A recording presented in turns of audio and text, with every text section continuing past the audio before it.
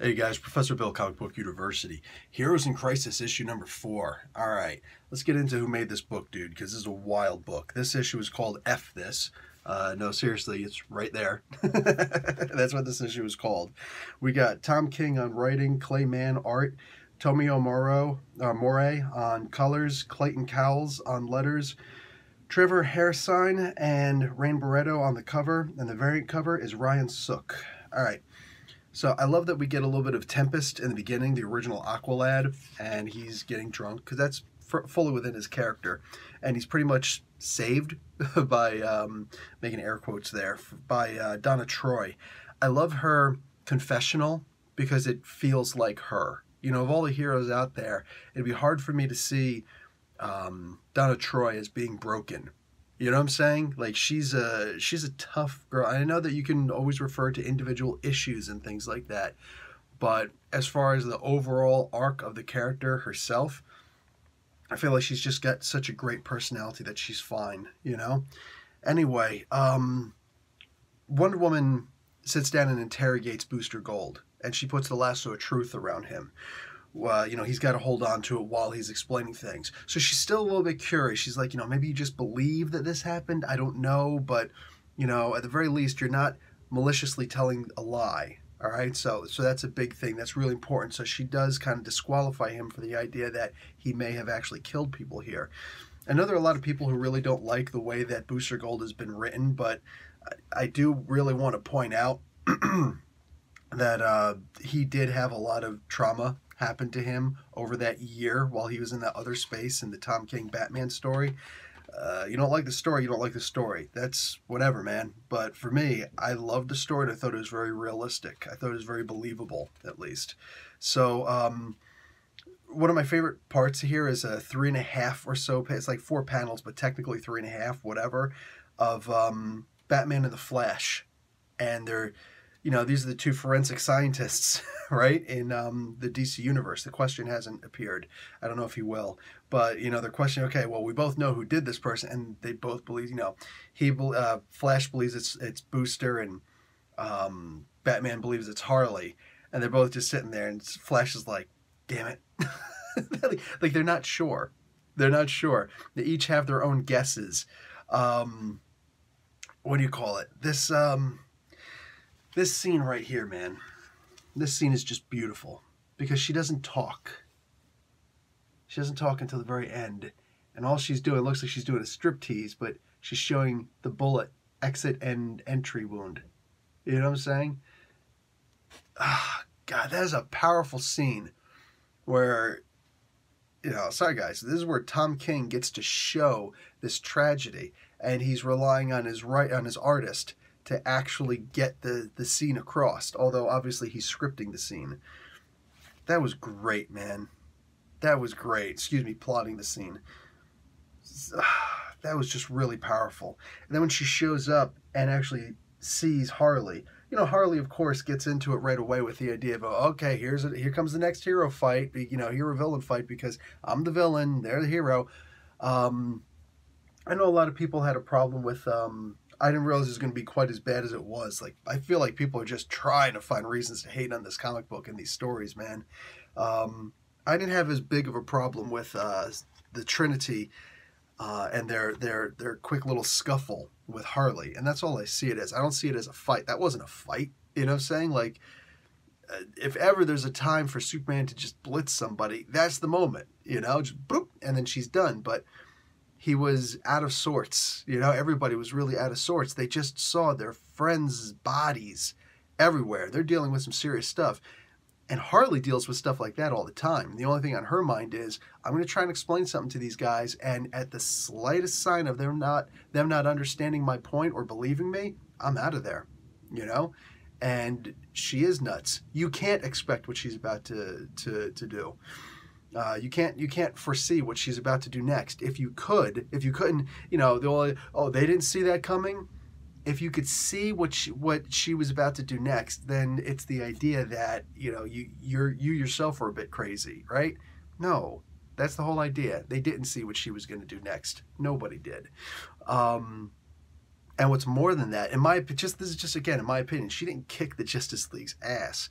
She scuffled with them and got the hell out of Dodge as quickly as she could. And these heroes were dealing with enough crazy on their own that they didn't want to do anything rash or stupid, you know? They didn't want to chase her down and accidentally kill her when, you know what I'm saying? When they're in this kind of a state, this mindset. So no, I'm totally fine with pretty much everything that happened in there. A little bit weird, and we got to see the you know, that Batman, excuse me, Superman getting upset at Batman scene, which was really good. I loved that scene. In this, you get to see something different, because first you get Batgirl explaining, and just this, all of these scenes, all of these panels with Batgirl and Harley's hands. You know, it reminds me a lot of, you know, the WWE, when wrestlers try and do that test of strength that they've been doing forever, they still do it, you know, and I love it. You know, it's like, you know, okay, we're gonna lock up, okay, here, get in my hand, and you do it, you get in there, and you're like, okay, whoa, don't be stupid, don't be, okay, gotcha, okay, this one too, okay, gotcha, okay, and then you know, they're trying to do this, and jack your hands up. That's what this actually reminds me of, this struggle, because they're actually struggling, and then Batgirl's talking her down. And after that powerful scene of her showing the exit reentry wound, how she refused to go down and stay down. You know what I'm saying? It's kind of like the Batman scene where his back was broken and he refused to stay down also. And they were both confined to a wheelchair. She was actually straight paralyzed, you know, like he was too, but man, like they really played it up with her. But she refuses to be broken, you know? That's one of the things I absolutely love about Batgirl, man. And if they're showing that in the comic book, I might start reading the comic book. But for now, this was a beautiful scene. I absolutely loved this. How they, she's able to talk Harley down. That was great. Just the idea, like, you believe me. You actually believe me. I'm telling you, man, like, I know a lot of people don't get it, but the reason why people say, believe the women, or I believe the women, I believe, you know, the woman or the women, it doesn't mean the topographical idea of, oh no, I believe that you're right and therefore the other person is wrong. No. Believe the story. Don't believe the other person's guilt right away. That we're not talking about precluding a trial or anything like that. What that actually means is, when a woman says that something happened, you know, rape or molestation or an attempt, anything like that, believe her enough to listen to the story as opposed to dismissing it right away. Believe her enough to at least hear her out and to investigate. Because if a cop just says, yeah, I don't believe you, then he's not going to investigate. You know, and that's the most important part there. And that's the exact message I'm getting with Harley.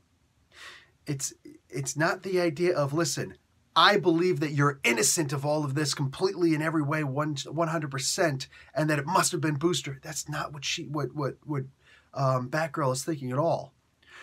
What she is doing is understanding Harley is crazy.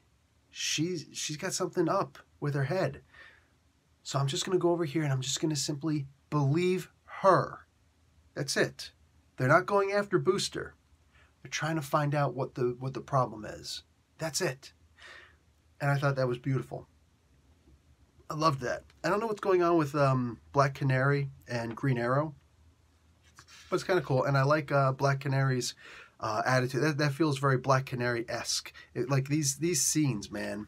These scenes are just the best. She's just sitting there and she's like, screw this. Just gets up and leaves. I love that.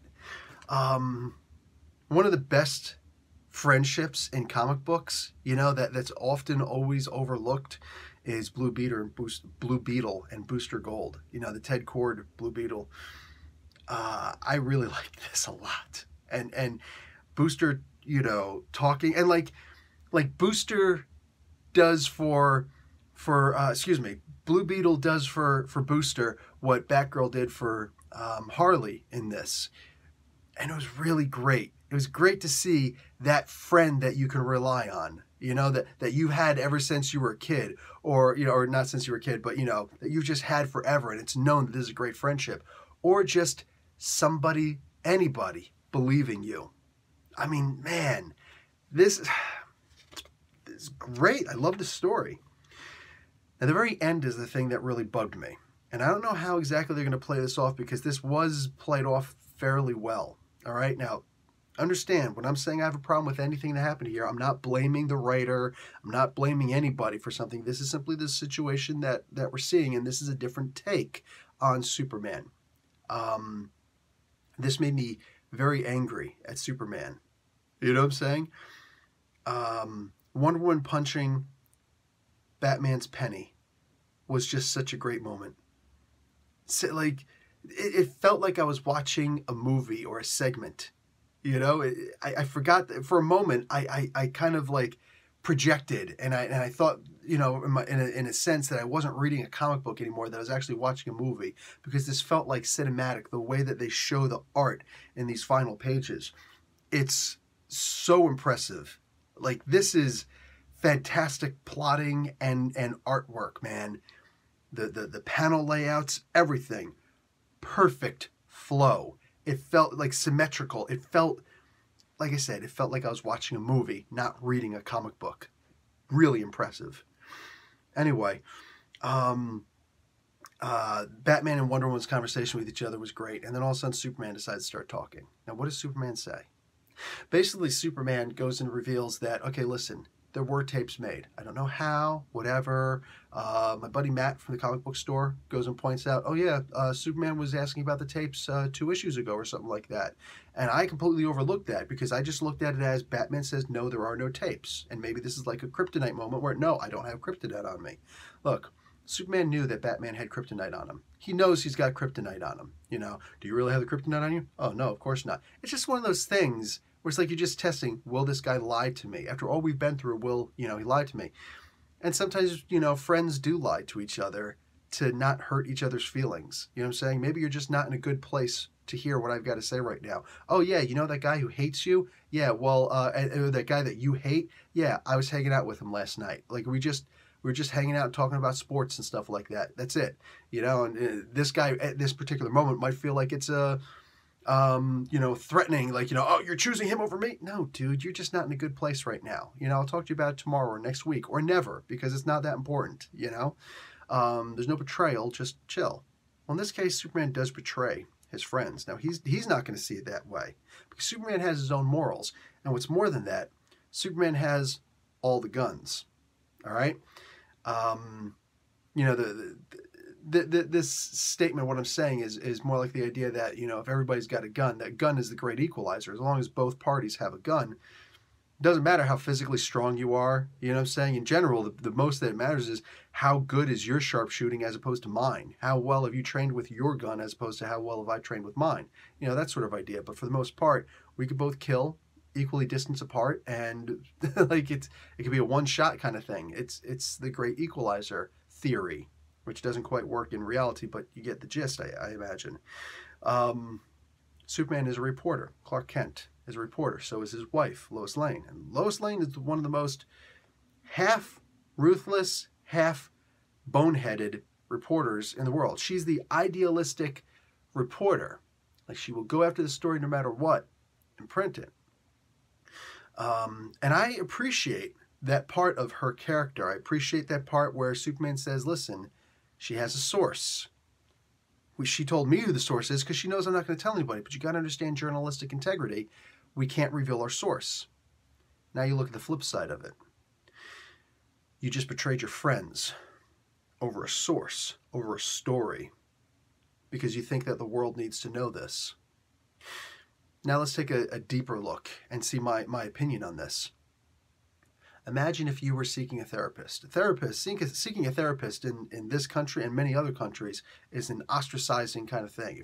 If somebody finds out you're seeking out a therapist, or that you're visiting a psychologist, a shrink, as we call them, just someone to talk to who's not going to openly judge you, well, that's a really good thing, right?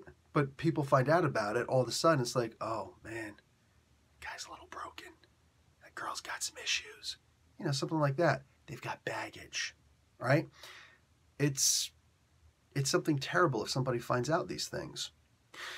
Now, imagine if somebody not only found out, but reported in a newspaper. Yeah, you actually get to see the headline, the main image, and some of the story that Lois Lane prints in the back page. And in it, she talks about how she reveals that she's actually got some footage, the footage, and she will be revealing some of that footage. Can you imagine if you, in your weakest moment, actually just taking down your guard? Think about that now, because that's what it's like going to a therapist. You're letting down your guard, you're taking off your armor, and you're coming out of your shell, and you're going to just lay it all on the table. You do it slowly until you feel that there's more of a trust, and then you give a little more, and that's what you do. You keep on giving just a little bit more and a little bit more, all right? And anybody who's had, as it's written here, PTSD-like symptoms or PTSD-type symptoms, PTSD is no joke. And even calling them PTSD-type symptoms, to me, is kind of disrespectful. But whatever. It is what it is. This is revealing something. Like, this is not newsworthy. As far as I'm concerned, this is not something that's newsworthy. Yeah, of course, people want to know about this, but this is more of, for your gossip column. This is not something that a journalist of high repute will report on, because it's disgusting. Imagine if you went to a therapist and it was recorded and you didn't know it was being recorded, or you were assured there's no way, there is confidentiality. And all of a sudden, not only does somebody, like, just imagine if somebody revealed that you were going to a therapist. Oh, hey, put a newspaper, Johnny or Jane is visiting a therapist. They're going to a shrink. They got problems. Not cool, right? Now imagine, even if it's not something where it's revealing your secret identity or something like that, somebody actually goes and shows a couple of, clips of footage of you, talking to your therapist in your weakest moment, maybe even crying. Yeah, it's not cool, man. That's not cool at all. Now, Superman right now is a jerk, and Batman getting mad at him is one thing, but, Superman, like I said before, is the guy with all the guns. Superman is, like, it's easy to talk about your morals when you're the guy who's bulletproof, when you're the guy who's cannon-proof, when you're the guy who's freaking battleship-proof, practically Darkseid-proof. This is messed up. Superman did wrong here. And I'm going to say something that's going to surprise a lot of people maybe, but I've been in the military 6 years, and I believe in the military, all right? That doesn't mean I believe that where we go and what we do is always the right thing. No, sometimes it's absolutely not, and you don't find out until you're actually there. But the idea is that the role that the military plays and the role that we as soldiers play, who we are, what we are, our system, not just an honor system, it's got to be understood. The most important thing that differentiates a warrior or a fighter from an actual soldier, something that police really need to learn and understand, is that you're there for a greater good. You're not there to be a hero. You're there to protect the guy to your left and right. You're not there to protect yourself. There is not a single soldier out there who gets to go into battle if anybody thinks that person is trying to protect himself. You don't need to be out there. You're going to get yourself, you're going to get somebody hurt or killed. No, instead, if your intention isn't to go out there and to protect the person to your left and right, you're in the wrong fight. You're in the wrong field. You need to leave. You need to leave service, and you need to go off and become a civilian, because you are not fit for battle. You are not fit to be a soldier. Right here, there's the part where Wonder Woman punches that penny. Now, this is something that's really important to Superman, right? This is part of his museum. He's talking about, I should go and hide the dinosaur. Those are the two big trophies that he's got that's really important. Some of you, hopefully all of you, it would be nice if everybody had a friend, and therefore had a friendship, that's such that if you got mad or your friend got mad and hit something in your house, or you hit something in their house, possibly even broke it, would you or your friend actually get mad at each other right away? Because, see, if you're like at your friend's house, or your friends at your house, still sick, and you get so mad, like, this is a place, like, around your friend, you can get mad. You can It's almost like therapy. You can get angry.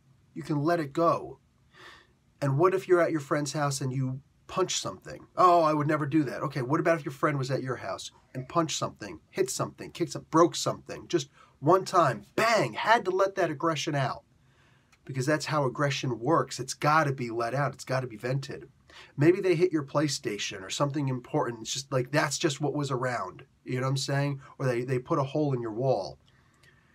You can replace the whole, you know, the PlayStation. You can tell your friend, you need to buy me a new PlayStation. You know? Oh, yeah, you can easily plaster your wall or tell your friend, hey, man, I need you to go out and get some plaster, maybe the little patch, and let's fix that thing up, all right? You can do that with your friends because they're your friends, because you understand. Something like that, that's a real friendship, when someone can break something and you're more concerned with your friend than you are with the property that they broke, because that stuff can be replaced. But your friend needs help right now. That's a real friendship. That's a true, solid friendship. And that's what Batman and Wonder Woman have here. What we thought we had with Superman. But this guy just betrayed himself and his closest friends, the Trinity, you know, the other two members of the Trinity, the Justice League, and every single hero out there. He just betrayed every single one of them in what he did here. Where I come from in the military, treason is something that's handled with a bullet. I want you to go and look up Rule 303. Look up Rule 303 and understand the way that we think. And hopefully you're looking up and finding the right thing. It's not a might makes right kind of thing. It's I went with what I had, and I was willing to handle the situation right there on the spot. If Superman wasn't so bulletproof, I'm going to be realistic right now. Just the idea of pulling out that kryptonite ring and punching him in the face, that's just letting out aggression. In reality, Superman doing what he did, my opinion, here's the controversy. I'm of the opinion he deserves a kryptonite bullet right between his eyes. That's Rule 303 for you right there, baby. That guy right there, Superman, he just betrayed his friends. He did not go out there and look out for the person on his left or the person on his right. He looked out for himself. He looked out for his wife. He looked out for, I'm just going to go home because this is my wife and this is what I need to go home to. And I'm going to look at journalistic integrity and a really messed up version of that. In reality, he should have been like, listen, what you're about to do is gossip. That's not real. Maybe she's going to do something special with it, and it's going to be something amazing and magical, and it's going to make everybody love the heroes more in the DC Universe, because in general, the DC Universe is people loving their heroes, no matter the damage and the destruction that they cause. It's not like the Marvel Universe, where the people are afraid and hate everybody unless your name is Captain America. But, you know, it's not just, you know, everybody's a menace. In this particular regard, what Superman just did is he betrayed everybody. And that look that he gives at the end, if he wasn't quite so bulletproof, now I'm of the opinion you just betrayed everyone. In the military, the way that you know, it's not just the idea of cowardice. I know, you know, the movies, they propagate the idea of cowardice in the military gets you hung or gets you in front of a firing squad. No, but treason does. Betrayal does. Like, this is more than just being AWOL. This is you just screwed up, and you potentially put, you most likely put all of us at risk with what you just did. You betrayed us. This gets ended right here. Man, if Superman wasn't quite so bulletproof, that's the end of Superman. The end of this comic book would have been the end of Superman. That's disgusting. So I really hope that this gets, I don't know about fixed, because I don't know that anything necessarily needs to be fixed, but you know, because I'm not going to be so presumptuous as to assume that, you know, this has to be fake. No. I hope that this story turns out to be a whole lot better, because the way that this ended, Superman needs to be ended. This is the ultimate betrayal, what he just did. Unacceptable. Absolutely unacceptable. That is an army of one, and there's no goddamn such thing in this world as an army of one. That will never happen. Anyway, guys, this was a fantastic comic book, and I am so, like, feeling this level of emotion over a comic book, over Superman. Like, what the hell just happened here? Wow. I can imagine how these characters would feel, you know? Anyway, fantastic book. Gets you thinking. These are the kind of books I love, man. And like this book is just written with so much pain. And I hate to say I love it because it almost sounds brutal, but this is great writing. All right, I'm done. Professor Bill, Comic Book University. Class dismissed.